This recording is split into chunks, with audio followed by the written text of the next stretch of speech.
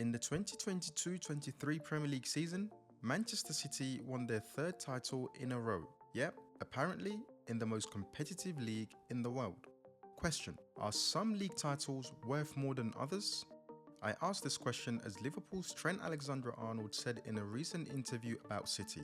Looking back on this era, although they've won more trophies than us and have probably been more successful, our trophies will mean more to us and our fan base because of the situation at both clubs financially.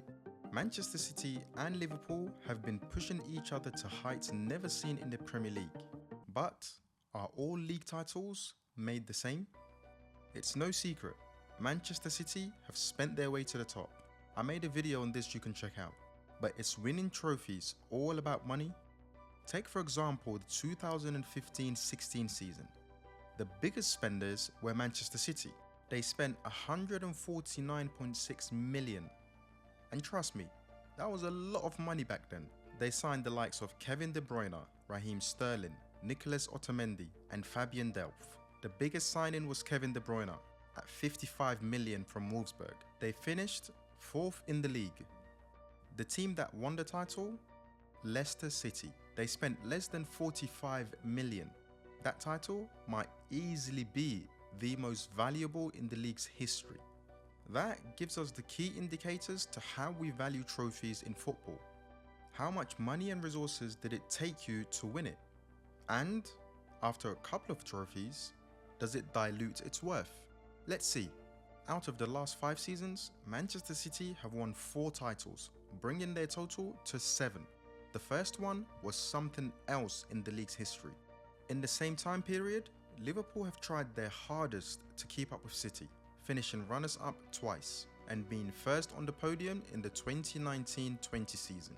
For the ultimate trophy in club football, the Champions League, how much do you think it means for the people of Manchester versus the people of Liverpool? Well, for the treble winners, their trophy parade brought out an estimated 100,000 people.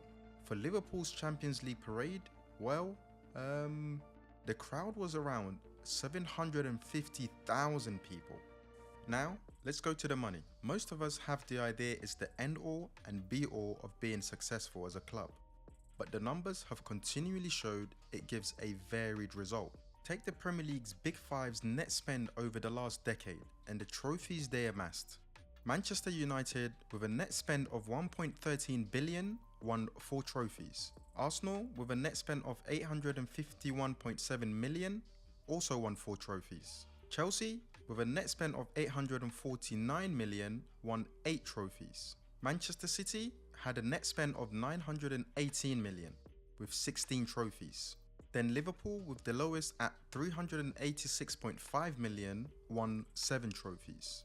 If we divide that net spend per trophy, this is what we get. The 2 most successful when it comes to net spend per trophy are Liverpool and Manchester City. That goes to reiterate my point. It's not all about the money, more about how you spend it.